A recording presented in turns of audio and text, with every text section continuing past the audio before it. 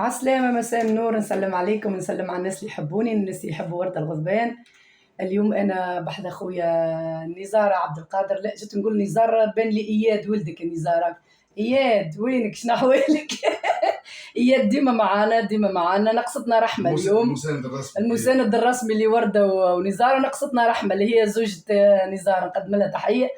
هاكا نزار عبد القادر، نسلم عليك نزار، سلم على الجمهور نزار يسلم عليك بالناس الكل، عايشك.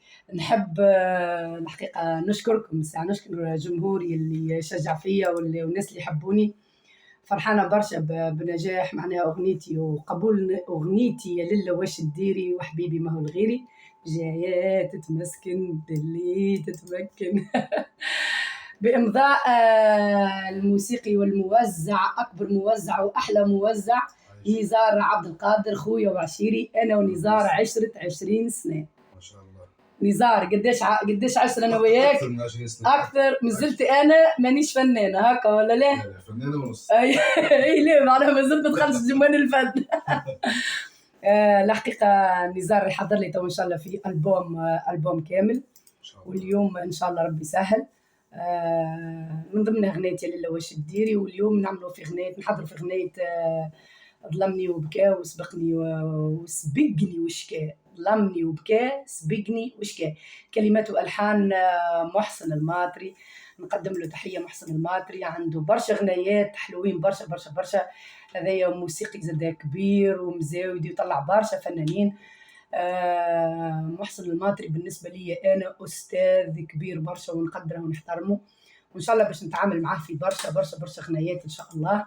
من ضمنهم نسبق هاني جيت، وغنيته يا لله واش تديري، وظلمني وبكاء، وبرشا، والقائمة تطول. إن شاء الله اليوم نحضر في غنية ظلمني وبكاء وسبقني وشكا، نكملوا في الموسيقى بطبيعة في استوديو نزار عبد القادر. نحب تشجيعكم، وإن شاء الله تلقوها موجودة على صفحتي على اليوتيوب، وردة الغضبان @وردة.الغضبان، وردة الغضبان @وردة.الغضبان. وغنيتي يا لله واش تديري موجودة على اليوتيوب، وردة الغضبان @وردة.الغضبان، وإن شاء الله تلقوها على التيك توك.